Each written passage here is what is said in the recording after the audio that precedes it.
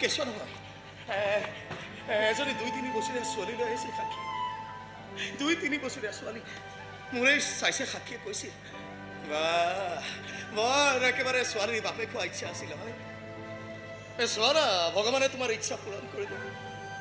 ছোৱালীজনে মোক মোক দেতা দেতা বুলি মাতিছিল জানানে। মই দৌৰি গৈ ছোৱালীজনীক কোলাত তুলি ল'ব খুজিছে, সপোনটো ভাঙি থাকিল।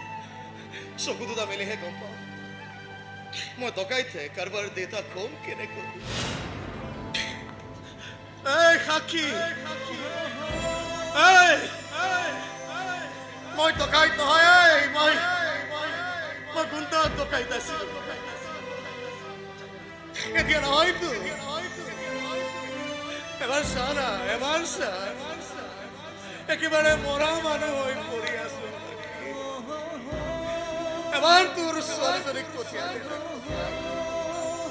এবাৰ তাইক কোলাত তুলি গালত দুটা চুমা খাবৰ বৰ মন গৈছে।